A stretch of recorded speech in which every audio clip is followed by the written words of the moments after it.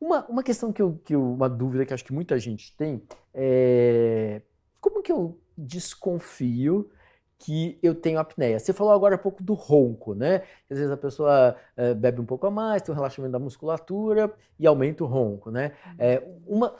O ronco é um dos fatores para você poder suspeitar de apneia. Ronco muito forte ou interrupção desse ronco, assim, é igual a apneia ou não?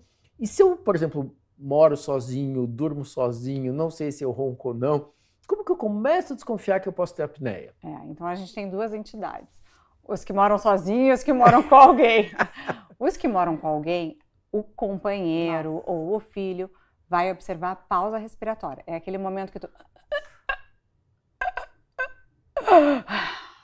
e faz aquele ruído que é desesperador. Então, o companheiro vai acabar observando que, além do ronco, existem essas pausas respiratórias, esse esforço muito intenso, que é quase que um afogamento noturno. Sim.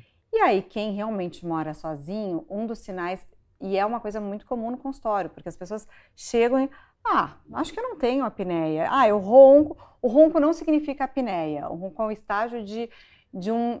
Não pode nem se dizer que é uma pré-apneia, são entidades diferentes, mas que elas estão associadas, por causa dessa resistência de via aérea, que é o que causa a apneia.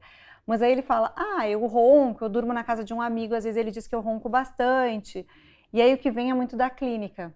É essa questão, sonolência diurna. Então, eu trabalho, eu adormeço, eu pego no sono muito facilmente, muito rápido. Eu tenho sinais de que eu estou sempre cansado, eu tenho aumento de peso, eu não tenho um rendimento adequado, esquecimento. Então, tu começa a ter sinais de que realmente tu está com um cansaço mental aumentado. E aí vem, às vezes, a gente tem escalas, uma escala de Epworth, são escalas que a gente consegue fazer no consultório que a gente dá nota, e aí baseado nessa nota a gente consegue ver o grau dessa sonolência, e aí a gente começa a ter critérios para, junto com a anamnese, exame físico, pedir exames que vão fazer o diagnóstico da apneia, que é a polissonografia, que é um exame que a gente geralmente pode fazer em laboratório. A gente tem alguns tipos de polissonografia, e aí a melhor delas é que a gente faz uma avaliação, são 7 canais, a gente vê oxímetro, posição, movimento de pernas, frequência cardíaca, movimento abdominal, se o sono ou se o ronco é de barriga para o lado, para cima, para baixo, quanto tempo tu tem apneia, quanto tu desatura. Então é um monte de dados que a gente avalia, e aí a gente faz em laboratórios, em clínicas de sono, e é para características de alguns pacientes. Por exemplo, os pacientes com insônia, a polissono não é o melhor exame para a gente pedir. Por quê? Porque a gente sabe que na clínica do sono o paciente já dorme mal. E aí ele vai estar com insônia fazendo polissono? Claro que ele vai dormir mal. Então a insônia é uma característica, psiquiátrica, neurológica, de avaliação mais clínica do que especificamente diário do sono, que a gente faz muito mais do que a polissono. Mas a polissono vai para pegar esses distúrbios respiratórios, síndrome da resistência da via aérea, roncos e apneia. E aí a gente classifica nessas proporções. Ronco é de lado, de barriga para cima, para baixo. Tem uma parassonia associada? Tem alguma outra coisa?